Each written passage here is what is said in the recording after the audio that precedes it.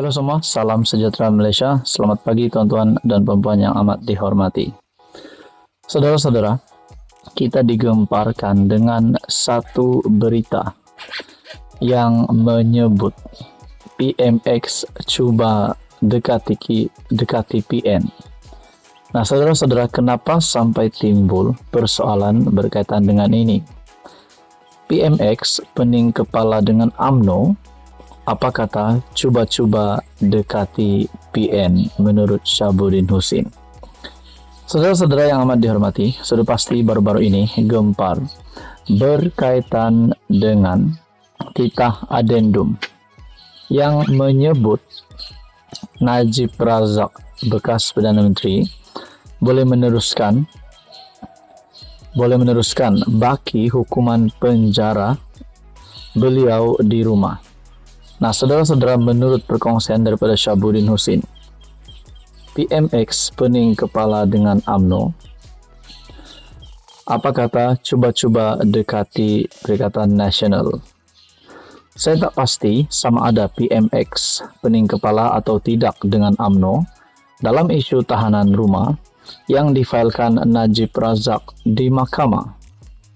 Sudahlah timbalannya sendiri dalam kerajaan, yaitu Ahmad Zahid, memihak kepada Najib dengan setuju menjadi saksi dalam saman bekas PM itu yang menamakan 7 responden berkaitan kerajaan dengan samannya.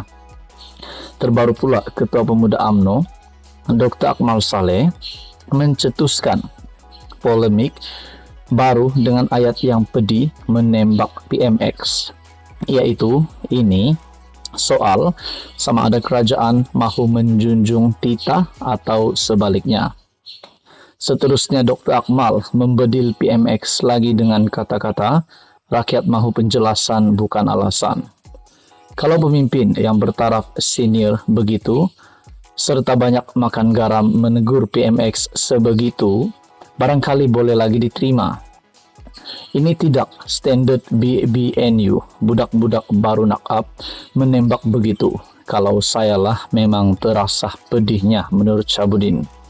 Kalau saya duduk di tempat PMX, memang saya pening kepala dengan satu demi satu karena UMNO ini. Dah bagi Zahid Hamidi di NAA, patutnya cukuplah tuh. Janganlah Presiden UMNO mencetuskan kekalutan lain dengan setuju buat afidavit dan jadi saksi Najib pula. Sedarlah sikit saman Najib itu ditujukan kepada kerajaan. Bagilah orang lain jadi saksi. Zahid Hamidi sepatutnya jaga PMX bukan jaga Najib. Lepas itu perangai Dr. Akmal pun Presiden UMNO tak boleh kawal. Saya boleh bayangkan bahwa selepas ini banyak lagi karena demi karena akan ditimbulkan UMNO dalam kerajaan Madani. Menang cuma 26 kerusi, tetapi lagak macam ada 260 kerusi menurut Syabuddin. Sebenarnya saya pun kesian dengan PMX. Sudahlah berjuang hampir 25 tahun untuk jadi PM. Bila dah jadi pula banyak lagi masalah serta beban perlu dihadapi. Masalah ekonomi, ringgit jatuh, pelaburan, pengangguran dan macam-macam lagi. Semuanya lebih penting berbanding isu Najib atau Dr. Akmal. Dalam berdepan semua masalah itu, UMNO sepatutnya tidak menambahkan lagi beban yang sudah sedia bertimbun di bahu PMX. Tapi kalau PMX rasa pening, saya ada satu cadangan. Saya pun tak pernah cerita lagi cadangan ini kepada sesiapa.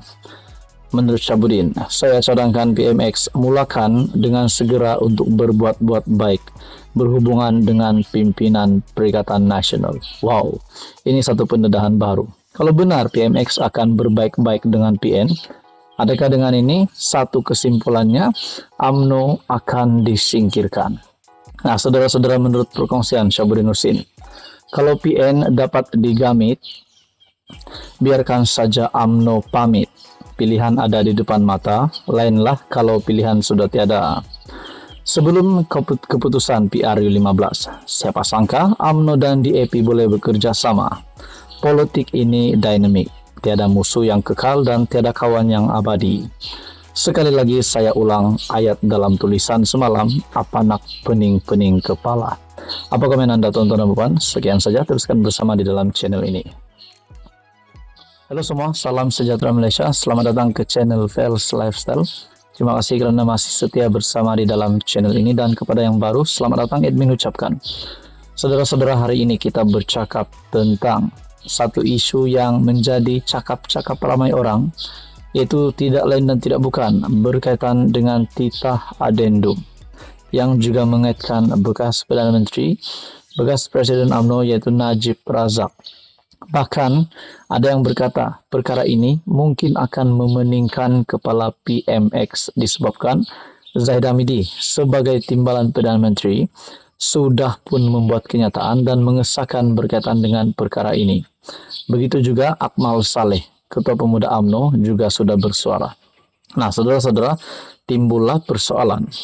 Bolehkah kerajaan Madani pecah dek isu tahanan rumah soal Syabuddin Husin?